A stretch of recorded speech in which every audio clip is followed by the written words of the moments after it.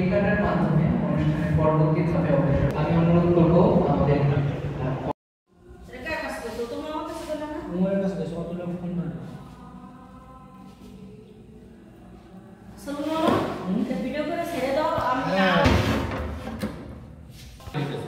রোলটা বলছো সারাটা দিন আছে পরীক্ষা দিচ্ছি সারাদিন আমরা পরিশ্রম করছি সারাটা দিন সকাল 7টার সময়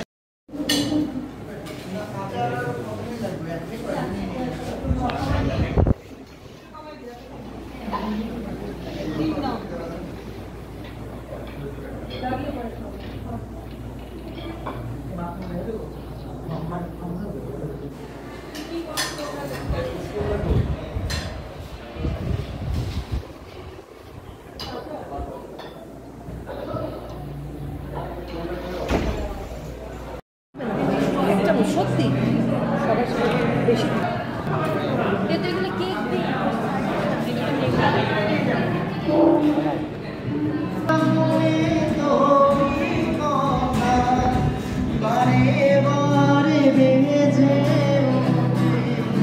তাই তোকে আর ভোলা হলো না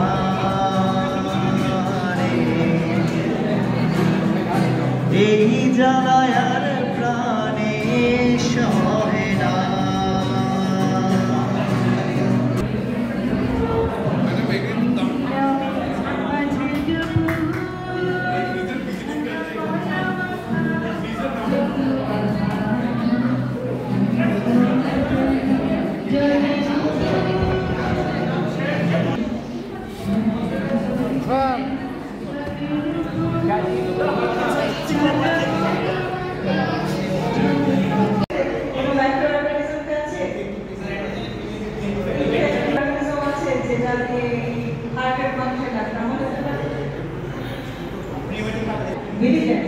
এটা কি করে ভালভুলার ডিজিজ করে সো ফাংশন কমা দিতে পারে এরপরে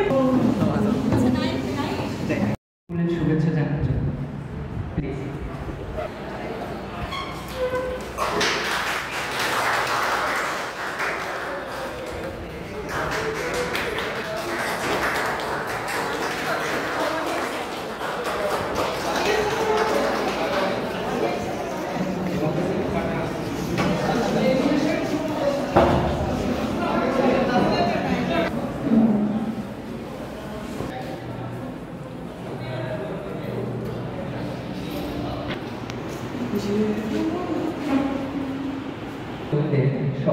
সম্মানিত সকল শিক্ষকবৃন্দদের অন্তঃস্থল থেকে ধন্যবাদ জানাচ্ছি স্যার ম্যামদের মূল্যবান সময় আমাদেরকে দেওয়ার জন্য।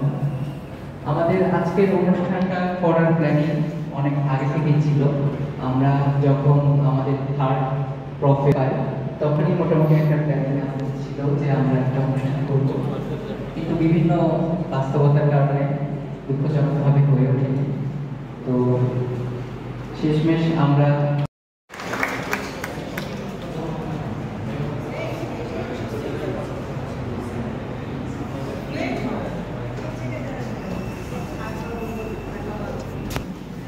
আমাদের ফার্স্ট ফেজ সেকেন্ড ফেজ স্যারকে আমরা ইনভাইট করেছিলাম।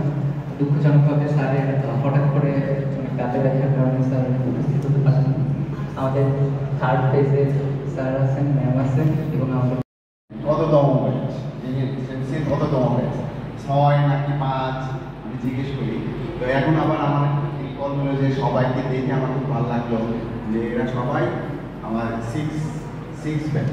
হ্যাঁ, তো আমার খুব ভালো লাগলো সবাইকে দেখে এবং আমাকে এই অনুষ্ঠানে ইনভাইট করার জন্য সবাইকে ধন্যবাদ জানিয়ে আমি আমার বক্তব্য শেষ করছি।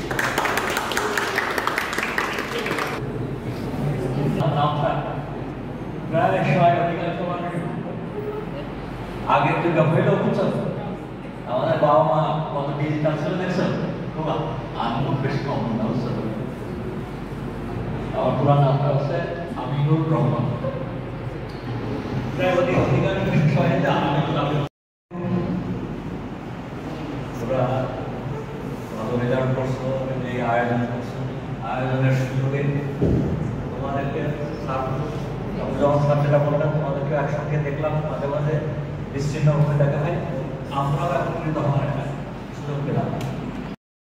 কোনো আঘাত, ছোট হোক বড় হোক, মানসিক কোনো কষ্ট তোমার কাছ থেকে না, এটা খেয়াল রাখবে। তাহলে তোমার ভবিষ্যৎ উজ্জ্বল হবে। ওই ডাক্তারের সুনাম চালাতে বেশি দিন লাগবে না, তার প্র্যাকটিসও করবে না। তাহলে প্র্যাকটিস করো আরও ভালো। তোমাদের উত্তর যেমন ভালো রেজাল্ট করছো পরীক্ষায়, আরও ভালো যে তোমরা এখন কিন্তু ফাইনালে আসবে, আর একটা পরীক্ষা ক্লিয়ার হলেই যেন স্টেজ করা লাগবে, তাই না? বিপিটা হাতে থাকবে, স্টেজ করা কি সুন্দর লাগবে দেখতে, তাই না? তাহলে দোয়া করি তোমরা একবারে ডাক্তার হয়ে যাও এবং ভালো ডাক্তার হও, পাশাপাশি ভালো মানুষ হও। আর আমাদের জন্য দোয়া করুন, যতদিন বেঁচে থাকি যেন সুস্থতার সঙ্গে বেঁচে থাকে। এটা খুব বড় একটা নিয়ম, সুস্থতার সঙ্গে বেঁচে থাকে। দোয়া করো, আমার জন্য দোয়া করো, আমাদের সবার জন্য দোয়া করো। ধন্যবাদ স্যার, অনেক চমৎকার কথা বলেছেন। আসলে আমাদের প্র্যাকটিক্যাল লাইফে বলার জন্য স্যার।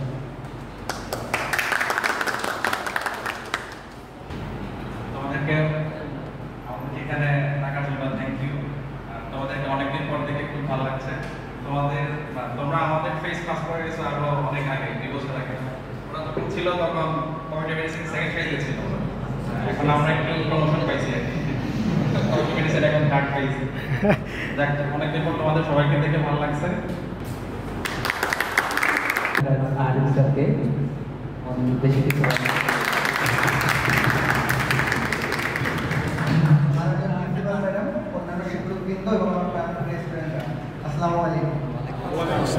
তোমাদেরকে অনেকদিন পরে একসাথে সামনে দেখতে পেয়ে আবার ক্লাস নিতে ইচ্ছা করছে। তোমাদের ক্লাসটা খুব মিস করি, খুবই মিস করি। তো আমাদের MSMC 6 ব্যাচ খুবই সিনসিয়ার একটা ব্যাচ এবং অবিকেট একটা ব্যাচ, এবং তারা যেহেতু সিনসিয়ার ছিল তার প্রমাণ তাদের রেজাল্টের প্রতিফলন হয়েছে। ভালো এবং সবাইকার আমরা টোটাল ব্যাচের রেজাল্ট এক্সিলেন্ট। তো আমরা আশা করি তোমরা রোল মডেল হিসেবে অন্য পরবর্তী ব্যাচগুলোর জন্য থাকবে, যে আমাদের MS6 এর মতো ভালো রেজাল্ট করতে হবে। আর MS6 এর সাথে আসলে আমার একটা ব্যক্তিগত আবেগের জায়গা জড়িত, কারণ আমি আসলে আমার সাথে ক্লাস থেকে চলে গিয়েছিলাম এবং MS6 ব্যাচের কারণে আমি আমার ফেরত এসেছি। তো আমাদের শুভকামনা থাকবে পরবর্তী পেজের জন্য, যাতে পরবর্তী প্রবলেম ভালো করতে পারো এবং আরও পরে পোস্ট গ্রাজুয়েশন আমি বারবার বলি ওই পর্যন্ত এই ধারা অব্যাহত থাকবে।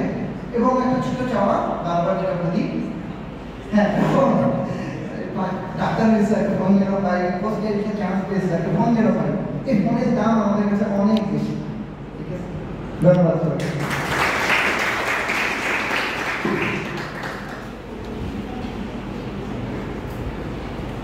স্যারকে অসংখ্য ধন্যবাদ।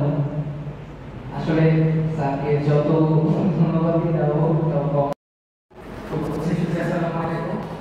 আসলে আমাকে বলা হয়েছে যে একটা প্রোগ্রাম আছে আমাদের হাতে সিনেমার গান গাইবে এরকম।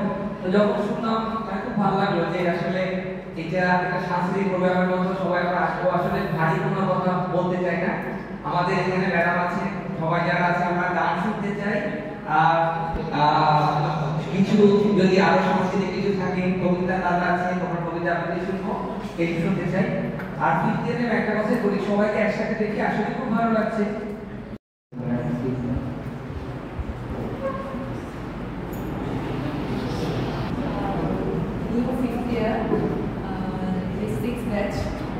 ভালো লাগছে তোমাদেরকে এখানে দেখে, আমাকে এখানে আমাদের যাওয়ার জন্য থ্যাংক ইউ।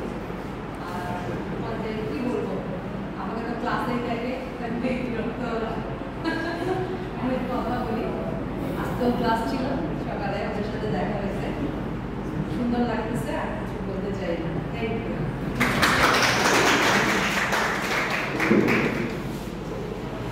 আমাদের মোস্ট ডাইনামিক এভারগ্রিন আমাদের শ্রদ্ধেয় প্রিন্সিপাল ম্যামকে কিছু বলার জন্য।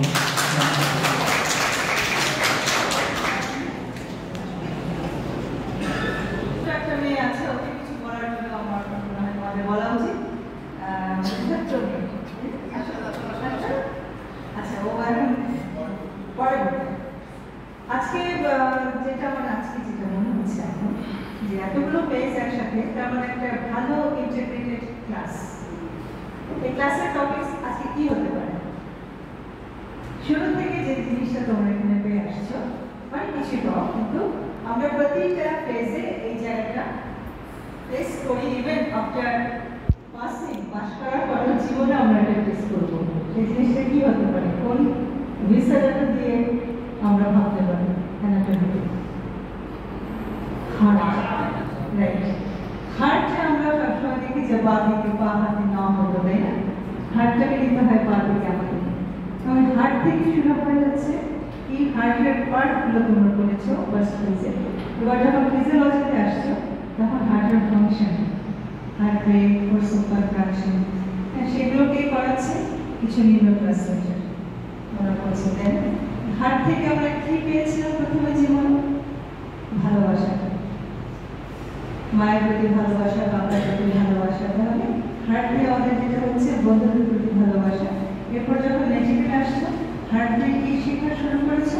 পেশেন্টের জন্য ভালোবাসা, মানুষের জন্য ভালোবাসা। এরপর আমরা শেখালাম সেকেন্ড ফেজে যে এই ভালোবাসাটা বদলায় যেতে পারে।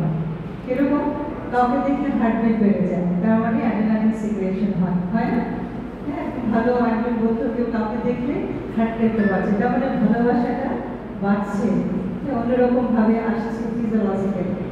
এটাকে আমরা থার্ড ফেজে মানে ফার্মাকোলজিতে আমরা বলছি যে হ্যাঁ, এটা কিন্তু অ্যাবনর্মাল হয়ে যেতে পারে যদি আমার ডোপামিন বেশি রিলিজ হয়।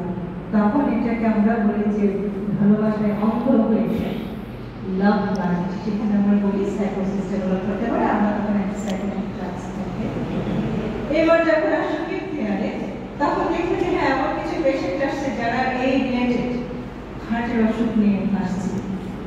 কোনো কারণে হার্টের ভালভুলার ডিজিজ অথবা হার্ট অ্যাটাক, হার্টের আমার একটা কবিতা মনে পড়ে, সেটা হচ্ছে যে আপনার লহে বিব্রত রহিতে আসে নাই কেউ আপনি করে, সকলে করে সকলে আমরা প্রত্যেকে পড়া পরের করে। এখানে হচ্ছে আমি এক ম্যাডামকে দেখেছিলাম, উনি দিন রাত পরিশ্রম করতো নিজের জন্য, একটু যে বিশ্রামের সময় সেটাও ছিল না। তাই ম্যাডামকে বলতাম, ম্যাডাম আপনি এত পরিশ্রম করেন, নিজের জন্য কি রাখেন? তাকে আমাদের টিচার ম্যাডামের মতোই। তো উনি শুধু আমাকে একটা অ্যান্সার দিয়েছে যেটা আমাকে মনে দাগ কেটে যায়। উনি আমাকে বলছে বেঁচে থাকাটা নিজের জন্য, মানে উনি বেঁচে থাকাটা ছাড়া বাকি সব কিছু বিসর্জন। তার মানে বিদ্যার থেকে আমাদের এই মানসিকতা বিসর্জনটা আসলে কি? নিজের সুখ বিসর্জন, আয় বিসর্জন, আরাম বিসর্জন, আর মানুষের জন্য বাড়া। মানুষটা কি? সেটা হচ্ছে আমাদের রুগী। আমাদের রুগীর জন্য আমরা যতটাই আন্তরিক হব, ততটাই এইটা আমি মনে করি যে এটা একটা অন্যরকম প্রশান্তি দিবে, যে প্রশান্তিটা আসলে অন্য কিছুর মধ্যে পাওয়া যায় না। তাই ভারী কোনো কথা বলবো না, সবাইকে অসংখ্য ধন্যবাদ, সবার জন্য শুভকামনা রইল। আসসালামু আলাইকুম। একটা ন্যাশনাল স্যারকে আমাদের উদ্দেশ্যে কিছু বক্তব্য রাখছেন। শুভ সন্ধ্যা সবাই, আমার ইনস্টিটিউশনের শিক্ষার্থীবৃন্দ সবাইকে আসসালামু আলাইকুম। আমি একটুখানি আনসারের সাথে আলোচনা করছিলাম আর কি, যে এটা কোন ব্যাচ, এটা মনে রাখার একটা, যদিও কথাটা একটু অফেন্সিভ, আমি বলছিলাম যে এমএসএসসি 5 একটু দুষ্ট, এরপর একটা ভদ্র হয়েছে। এইভাবে আমি এমএসএসসি 6 কে মনে রাখি।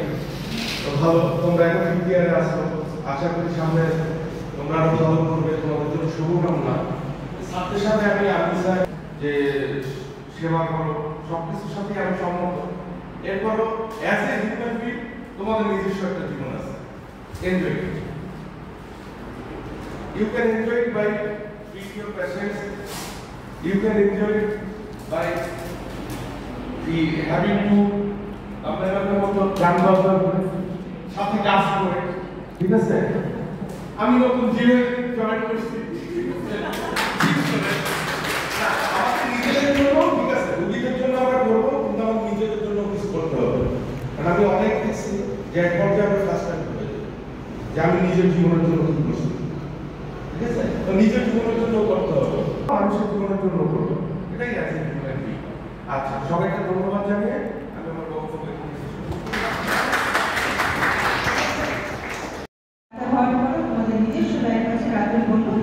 নিজের জন্য করতে, অবশ্যই নিজের জন্য ভাবতে হবে, নিজেকে আগে ভালোবাসতে হবে, তারপরে একটা পেশেন্টের হাতে স্ট্রং হতে হবে। এই স্ট্রংনেস জিনিসটা কোথা থেকে আসবে? ফ্রম ইয়োর চাই, তোমার নলেজ থেকে আসবে। শুধু লেখাপড়ার নলেজ না, চারপাশের অনেক কিছু দেখতে হবে, অনেক কিছু ফেস করতে হবে। তুমি আজকে যে পজিশন আছো, তোমার কিন্তু অনেক খারাপ পজিশন, আশেপাশে লোকজন থাকে। তুমি ভাববা যে আমি আজকে যে পানিটা খাচ্ছি, আমার আশেপাশের যে লোকজন আছে তারা এই পানিটা খায় না। আমরা যে খাবারটা জীবনে কোনো কিছুই মনে হয়, ঠিক আছে? আমরা doctor, we are for the mankind. Thank you.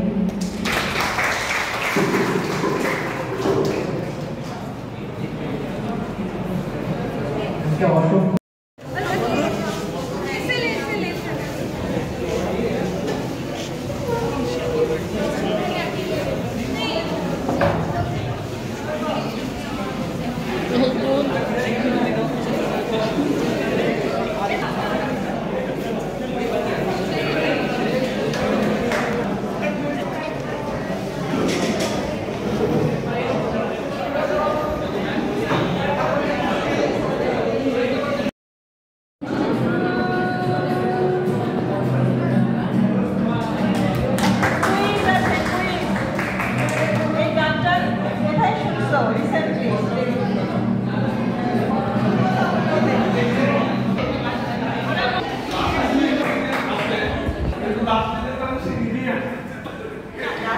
ডায়লগটা আমার ভালো লেগেছে। মেয়েটা বলছে আমি একটা ভালোবাসাকে বাঁচায় রাখতে চাই, হোক না সে আমাকে না ভালোবাসে।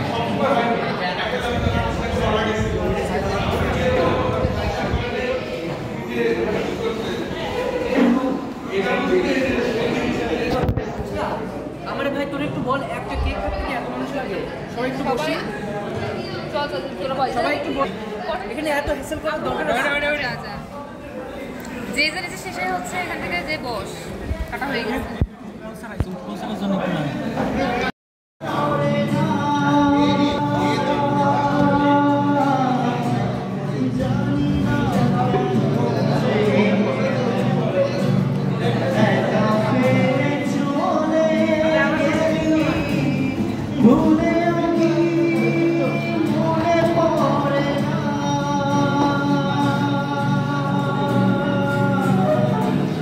তোরা মনে তোরি